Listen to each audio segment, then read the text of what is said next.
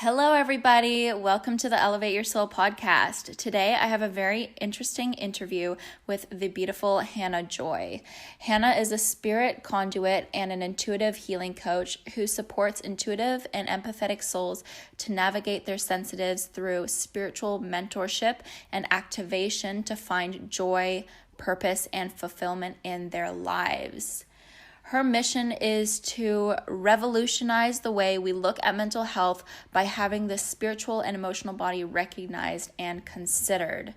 And today I'm going to discuss with Hannah all about spirits and past lives. So questions I'm going to ask her are things like, do past lives affect your current life today? And if so, how to overcome past life traumas in your current lifetime.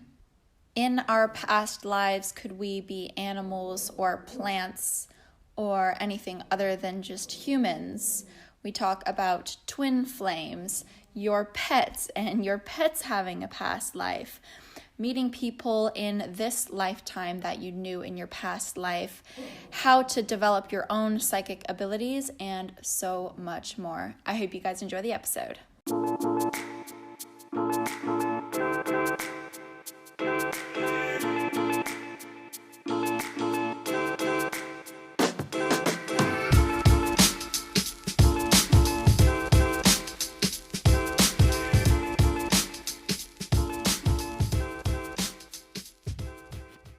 Hello, Hannah. Welcome to the Elevate Your Soul podcast. Thank you for having me. Thank you so much for joining us. First question of the day, what elevates your soul?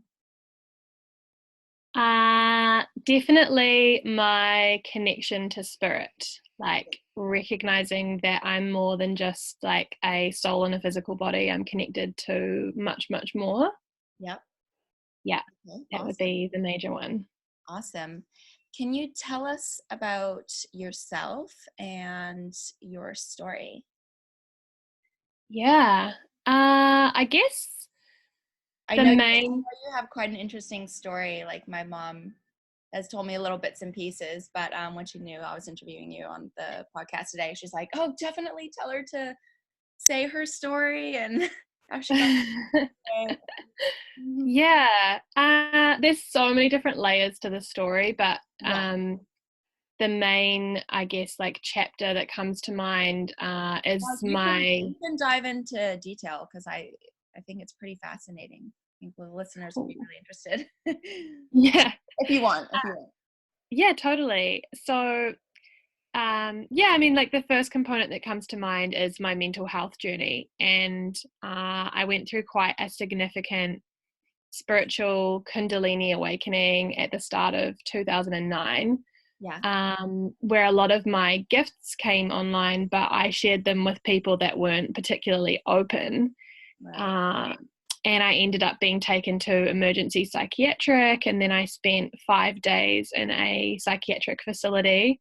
Wow. And I was diagnosed with bipolar, and then kind of started like my journey with being really heavily medicated and feeling like all of my gifts were an illness. And Wow. yeah, so you went to the hospital and they diagnosed you with bipolar. Yeah. Awesome. Okay. Yeah. And that was because you were like, what was happening at the time with you? Were you seeing spirits or were you receiving messages from the other side? Or it was quite a combination. Like so what happened, like I personally feel and know that I have a very strong past life connection to the Middle East. Yeah. And at that time I'd moved to Christchurch to start university, and I met a whole bunch of young men from Saudi Arabia. Yeah. And had been spending a lot of time with them, learning about their spiritual practices. And I feel like that past life connection came online, and I started channeling like what I now know to be light language. Yeah. But started channeling all these codes and feeling like I had like the sensation of having like angel wings on my back and all this kind of stuff. And so you imagine if you share that with someone that's not spiritually like open. Yeah. they'll definitely think that something's wrong. So Yeah, something's wrong with you. yeah. Wow. Mm-hmm. Wow. Yeah. And so how did you go from thinking or being told that you were crazy and had a mental disorder and that you were, mentally unstable to realizing that this was your gift? It took me about, I guess, like 5 or 6 years from that point in time to really actually start realizing that it wasn't just me and that it wasn't really madness and that it did exist. And I think a big part of it is this collective spiritual awakening that's going on in the planet at the moment, with so many people starting to share their experiences. And um, I've got a friend that I've been running some mental health circles in Wellington with, and he kind of calls it like the spiritual Me Too movement, in the sense where you have people going, oh my gosh, like I've had that experience too, and me, and me, and me. And then you start kind of connecting the dots and going, hold on, something's not right here. Yeah, or something is right. Yeah, something's towards not something right here. being, Yeah. like, condemned. Yeah. Yeah.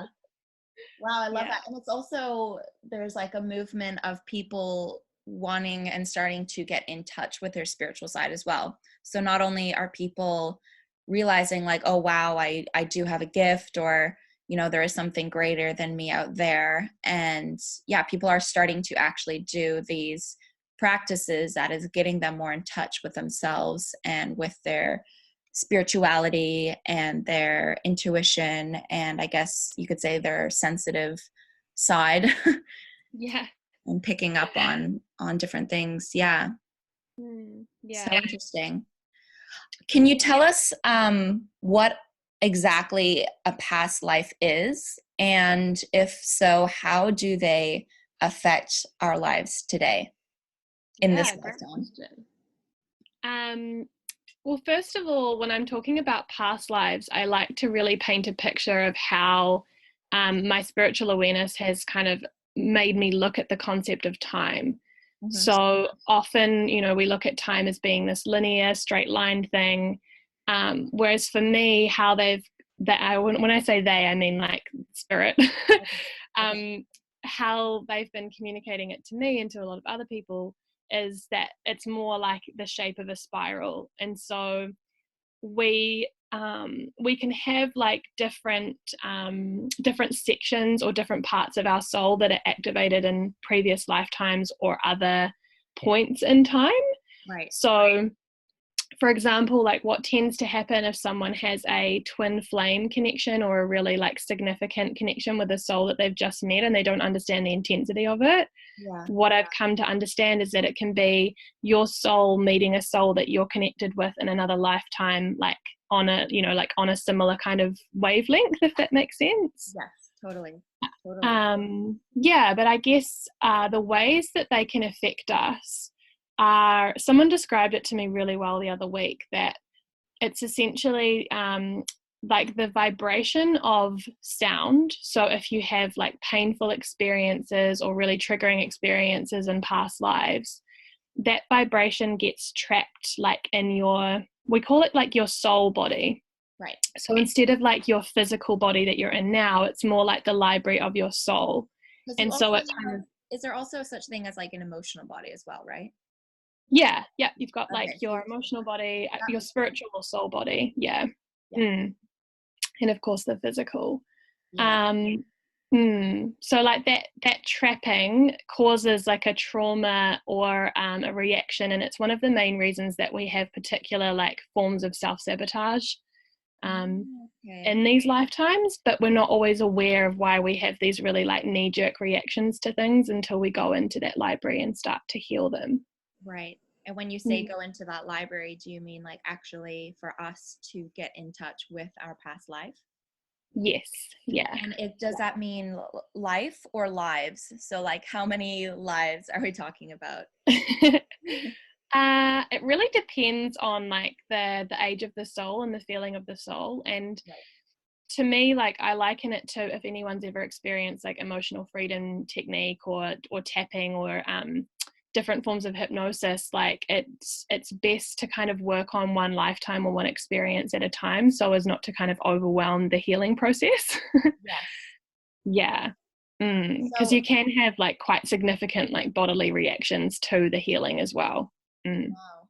Wow. Yeah. And so there are different healers out there to actually help people resolve or, yeah, like go over their past lives and go through their past life traumas in this lifetime and help them, you know, I guess elevate their soul or Yeah.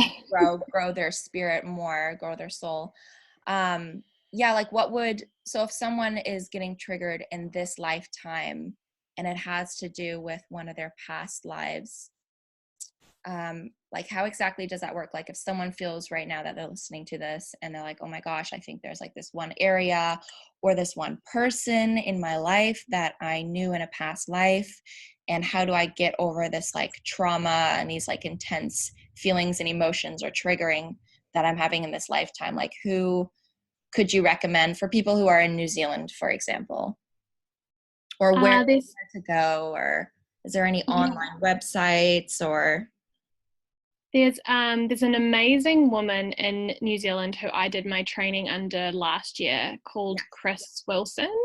Okay. Um, and in terms of like experience and the way that she's used the tool with her own like personal journey and story, I'd say she's probably like the premier person in New Zealand to reach out to. Awesome. But each practitioner has a very particular unique way that they work with the library, and I think it's about finding someone's energy that really resonates with you. Like some people resonate with like more hypnosis style practices. um, Others kind of want to just use like emotional freedom technique or talk therapy. Right. um, yeah, so I Okay. think it's about finding someone that you feel like energetically aligned with as well. But there's lots and lots of people starting to use this tool in New Zealand as it's becoming more widespread, and obviously internationally as well. Yeah, for sure. Mm. Definitely, Mm. I agree. So importantly, it's not only about the type of therapy or practices you want to do, but it's, yeah, connecting with the actual individual and the person. Like it's so important with anything like counseling as well, or when you choose your GP or anything, it's like so important that you actually get along with and vibe with the person who you're, getting healing from or training with or taking advice from. Yes. Yeah. Mm. Yeah. So do you see like spirits or quote unquote ghosts or people from the other side? Like, are you receiving messages from spirit itself, or are they actually sometimes people and like people who've had a past life, but they're like stuck, on that other side or whatever? Or how does that work? Like if someone has a loved one who's passed and they receive messages from a loved one that's passed, how exactly does that work? Like, is that other person stuck on earth, or are they reincarnated as another human but their soul is still here, their soul is still present? Like, do you know about how that kind of works, or your perspective on that? Yeah. Um, so first of all, like if someone's loved one is communicating, I liken it to how I was describing that like the soul can fraction out into different components for the past lives. So there's an element of our soul that always like remains in that, I guess, like spiritual realm or field or heaven, or however people want to describe it. So when you're connecting to a loved one that isn't necessarily experiencing like distress or still like trapped trauma, Yeah. then it's that component of their soul that has ascended that's communicating with you. But there are instances with spirits. I actually dealt with one last week with a young boy who was really struggling with a spirit that was in his room, Yeah. that have experienced traumatic incidences on the earth plane and are still kind of trapped and haven't been able to, I guess, release themselves to the light or ascend. Right. So yeah, and then in terms of seeing spirit, generally it's out of my third eye. So I'm not like physically seeing something in front of me, but I have like the sensation in my mind of like what's in front of me. Exactly. I've Yeah. had a pocket of experiences in this lifetime where I've actually like physically seen something in front of me. Yeah. Great. Um, I love that. yeah. I love Mm. I have as well, actually. Yeah.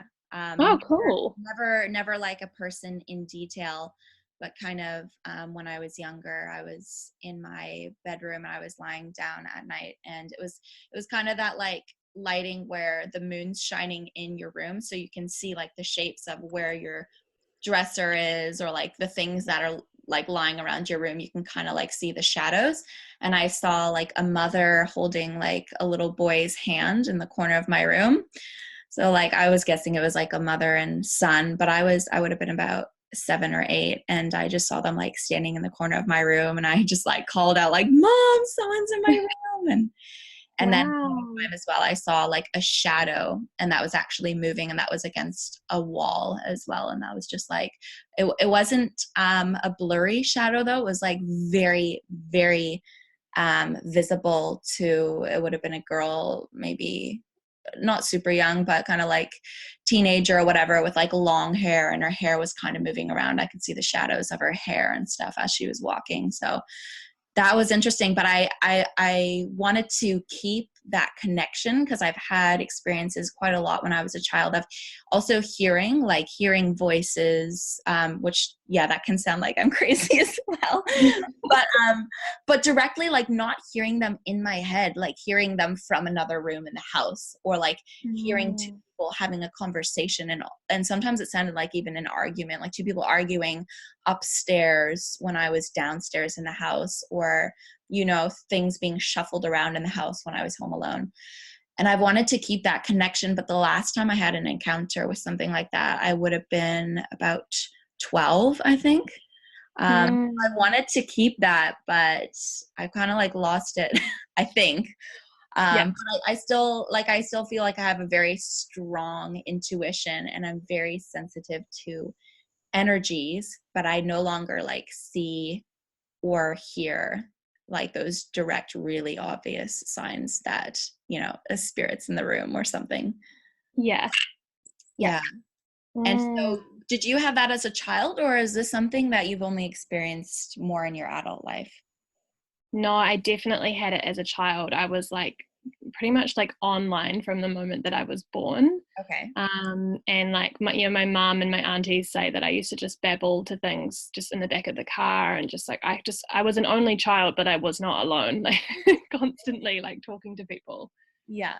Oh, wow. Um, And but you didn't see them at the time as a kid. It was kind of like that third eye thing you were explaining. So you'd kind of sensed someone was there. And is that who you were talking to as a kid? yeah, yeah, it was definitely the sense, and lots of like the clear audience, so being able to hear, getting messages, yeah, that kind of thing. Interesting. Um, And when you explained that to your parents when you were younger, what did they say back to you about that? It was definitely really challenging for my mum. Like my mum wasn't particularly like spiritually awake or, interested in spiritual like topics, but Yeah. because of having me as a daughter, it kind of was like the impetus for her own spiritual journey. Yeah. So she became like more open to it as I got older, but I think she was also really nervous of me being diagnosed or me being looked at as crazy. So she kept me away from doctors pretty much for as long as she possibly could, because I think she knew Yeah. that like the world wasn't really ready for that. Yes. Wow. um, yeah, Is she quite spiritually open now? definitely. She's done her own Akashic Records training, and she's really into meditation and Oh, wow.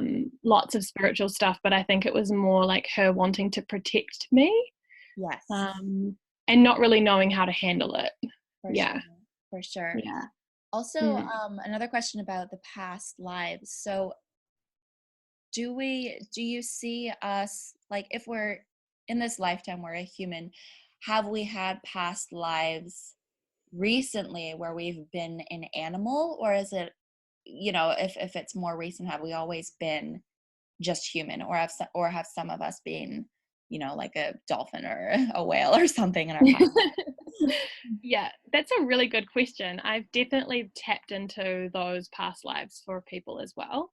Okay. Um, that's one of like the first ones that I tapped into for myself, like originally, like way back when like humans were kind of almost like part like amphibious or reptilian. Like I had this vision of myself and I had like webbed feet. Yeah. So yes, you can definitely be an animal in a past life, or even there are people that I've connected with that are more galactic, so they have that kind of like extraterrestrial type vibe as well. Interesting. And it Yeah. is interesting because you can look at people and some are more obvious than others, but like without being rude, but like sometimes you just see someone and you're like, wow, you look like a turtle, or wow, you have like, you know, that vibe of a certain bird or whatever, you know, like you can almost tell with certain people it's more obvious than others. But there's Yes. like the odd person and you're just like, wow, you have that, you can just see that connection to a certain animal. Yes. Yeah, Okay. definitely. And would you say that that has to do with their past lives usually? Like, is there then a link or a connection that very well could have been that that person was, you know, some type of fish or bird or something in their past life? Or is that not to do with it? Is that more genetics? Definitely past lives, but also so like as you're talking to me and asking me questions, I'm getting like downloads. So it's kind of like me, but also like my spirit team kind of like Your giving spirit you the is answer. coming on the podcast. I love it. Yeah. But yeah, what I was just downloading is kind of like we can connect to like the old spiritual communities, like the, you know, the ancient Egyptians and the Mayans and things like that. They were always super connected to like the astral and the spiritual realm, but also connected into being able to see things from the perspective of different like animal or spirit animals. Yeah. So it's kind of like aligning yourself with the frequency of the birds and then being able to get insight about like, you know, the planet or what's going on from their perspective. Yeah. So yeah, it's kind of half and half in terms of the way that we used to travel into the perspective of those animals or parts of the land. Right. That's so Mm. Yeah, wow. yeah, And so animals, do animals then have past lives as well? Like, especially yes, for those of us who own dogs, which is I'm one of them. I'm yeah, very, you know, he's my baby and I love he's very unique and he has his own personality as all dogs do. So they carry on some things as well from their past life? definitely, yeah, Definitely. yeah. And are they like for people who have dogs and their past lives, are they always dogs as well, or can they be could it be a human or another animal, or how does that work? Could definitely be another animal, and quite often, if you have like a significant relationship with them, then there's a chance that you were both like humans together in some form. Wow. Um, and they've come back to be like a totem for you, or yeah, a guide, or yeah. Or a comfort. I think mine is Yeah. more like, you're okay, Arel, keep going. Yeah. Yeah. um Interesting. And like with a past life as well, like I hear the term twin flame a lot. Does twin flame, does that mean there's only one other, or can you have more than one twin flame in one lifetime? You can What's definitely have more than one. Yeah. definitely more than one? Okay. Yeah, Yeah. I resonate with that as well, for sure. Yeah. Yeah. It's more like I don't know, it's almost like more like just having someone that is like your exact ingredient. Like Right. and just matching with someone that has that same level of like ingredients that you have in your like soul. Hatched from the same nest. Yeah. Yeah. Mhm. Interesting. But for so a lot of times I hear when you hear like, oh, I've known you in a past life, which I have personally as well. I know one person in this lifetime that I know that I knew in a past life, but it's not always a direct positive thing. It's not like, oh, I knew in a past life you were my husband or you were my, you know, child. Can it also be like if two people were at war with each other, you know, could they come see each other in this lifetime and have very bad vibes from someone? Definitely. And there's usually like a lot of clearing and healing going on. Like I know when I did my training with the Akashic Records, Chris, the lady that was facilitating, has a past life with one of the women in the group who's a friend of hers. Oh, wow. And it was their last lives where she tuned in that she was a Nazi in the war camps and had actually like killed this other person. Okay. So there can be a lot going on, yeah, on the like collective healing perspective and coming into like forgiveness. Yeah. Yeah. Yeah, I think that'll make sense to a lot of people because sometimes and nobody really knows what it is because there's no real way scientifically to find out why when we meet someone or when we first, make eye contact with someone we've never met, how we can just feel deep down certain emotion, whether that's shock or love or warmth or connection or disgust even, like why is it that we have these intense feelings sometimes for people who we don't even really know or have only just met. Yeah, yeah. It's amazing, like when you actually really start tapping into it and realizing that that's why, like people who have had a significant relationship with someone and they're just trying to like let go of it and it keeps coming back and back and back. That was me. Yep. um, Yep. and it's often that the karmic lesson or like invitation from spirit actually hasn't been done or cleared. Right. Right. There's still a lesson to be learned. Yeah, yeah, yeah. Or an energetic like cord or tie that needs to be like properly healed. For sure. And that can obviously last a lifetime then, right? If you never learn that lesson in this Yeah, lifetime. yeah, or lifetimes. Lifetimes. Yeah. So Yeah. interesting. And when you learn that lesson or whatever it is that you can learn from this other person in this lifetime, do you then lose that connection? That intensity with that other human being, or like does that dissolve then once the lesson's learned? Or I think it depends on the particular lesson. And okay. it's more that like the intensity of the feeling will kind of mold or take a different shape. Right.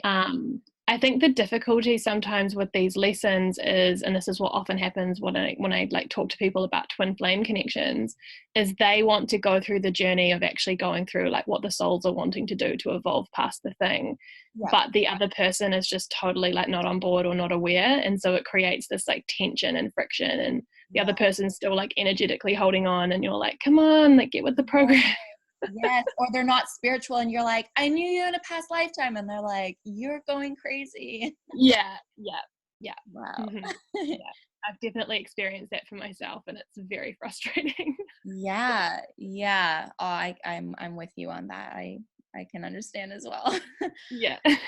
So what advice can you give to others who feel like they are, you know, becoming more and more sensitive on their spiritual journey to these types of things and past lives, and also like spirits as well in the present that are, past loved ones or whatever that are sending them messages?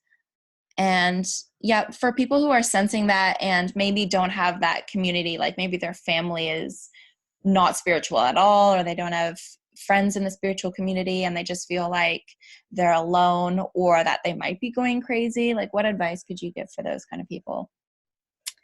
My best advice for that is, I mean, this is the beauty of like the digital world that we're living in now.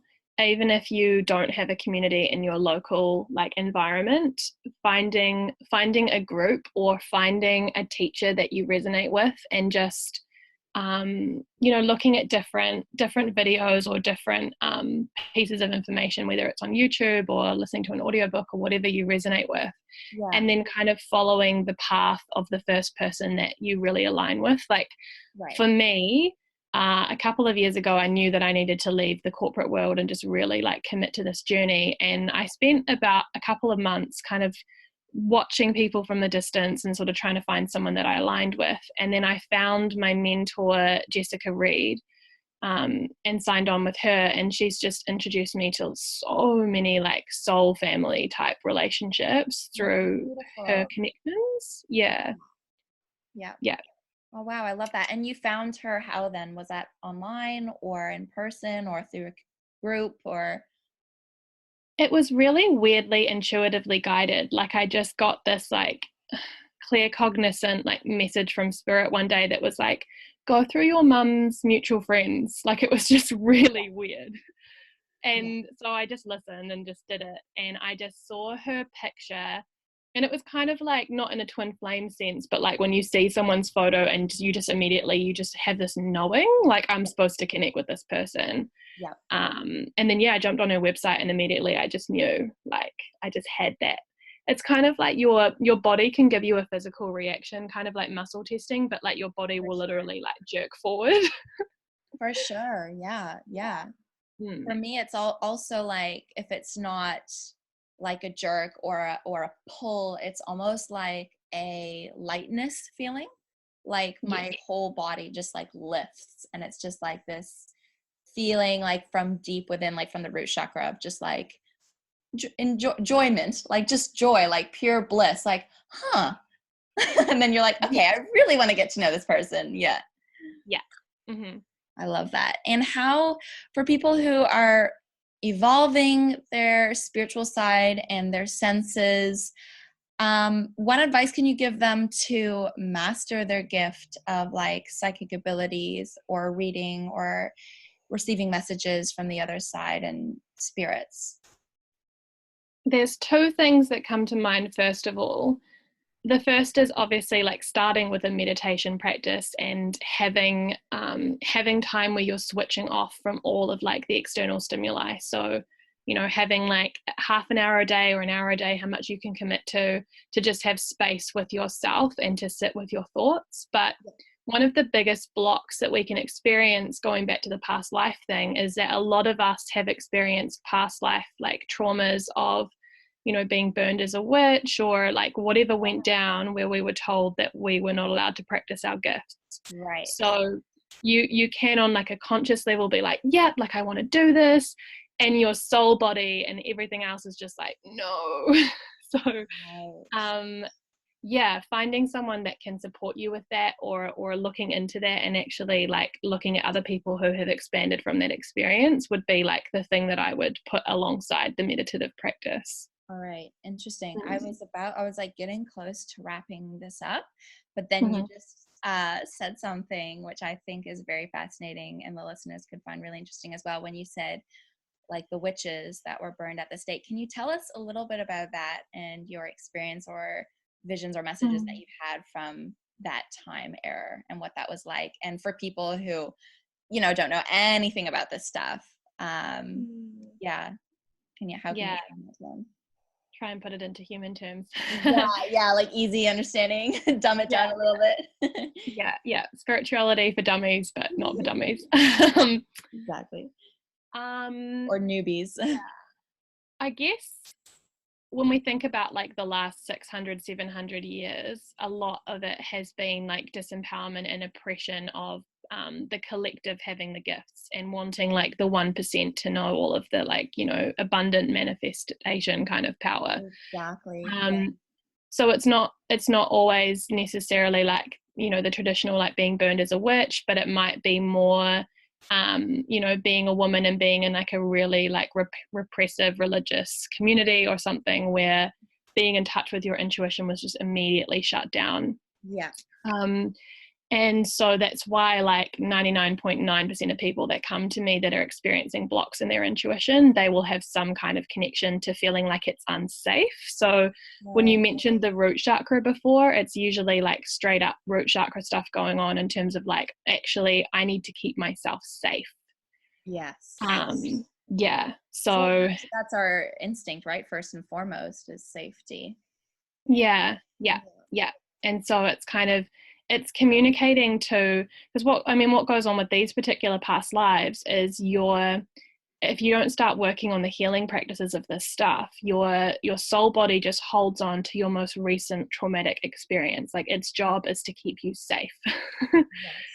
Your most recent traumatic experience in this lifetime or the last past life? I mean, either the most recent or the most traumatic, like overall. Right. Okay. Yeah. So when you think about lifetimes where like, like a few things have gone down and then you go like wham back to one where you were literally like drowned or burned or hung or whatever. Yeah. That's why naturally we'll have the kind of like tendency to draw back into that one. Okay. Wow, that's Hmm. fascinating. That's fascinating. And you do readings yourself for past lives? Yes, I do. Yeah. Yes. And Yeah. for anyone who would like a reading from you, how can they get in touch with you? The best way to get in touch is through my website, which is hannahjoyspirit.com, or you can find me on Facebook, just Hannah Joy Spirit Conduit. Awesome. Perfect. Yeah. I hope you'll get some people reaching out to you after hearing this episode. Yay. Great. Thank you so much. I think that's all for today. Yay. Thank you so much for having me. Yeah, thank you so much for coming online. Have a good day. Bye. Bye.